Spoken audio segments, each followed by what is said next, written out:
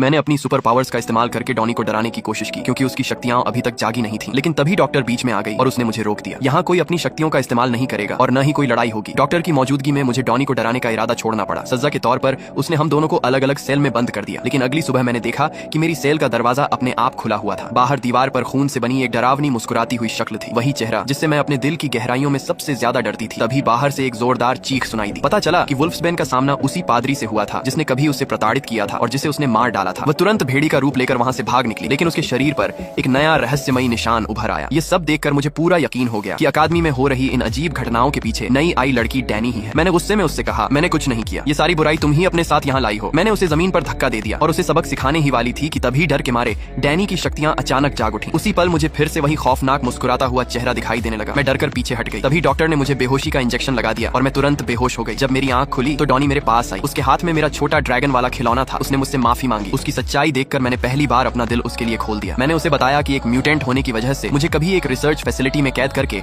अमानवीय यातनाएं दी गई थी। उन दर्दनाक पलों में मैं हमेशा अपने ड्रैगन वाले खिलौने को सीने से लगाकर अपनी कल्पना की एक सुरक्षित दुनिया में छिप जाती थी। लेकिन मुझे क्या पता था कि वही काल्पनिक दुनिया एक दिन सच बन जाएगी और जिन्होंने मुझे यातनाएं दी थी वे सभी मेरे सबसे बड़े डर और उन खौफनाक मुस्कुराते चेहरों का रूप ले लेंगे। उधर उसी समय डॉक्टर को अपने वरिष्ठ अधिकारियों से गुप्त आदेश मिला। डॉनी को किसी भी कीमत पर मार देना है क्योंकि उसकी शक्तियां इतनी खतरनाक थीं कि उन्हें नियंत्रित करना असंभव था। कुछ ही देर बाद पूरे अकादमी में अंधे भयानक राक्षस दिखाई देने लगे। वे मेरे अंदर छिपे डर का साकार रूप थे। हम सब जान बचाकर भागने लगे, लेकिन तभी आसमान से एक और राक्षस आया और उसने मुझे पकड़ लिया। मैं इतनी डर गई कि अपनी शक्तियों का इस्तेमाल भी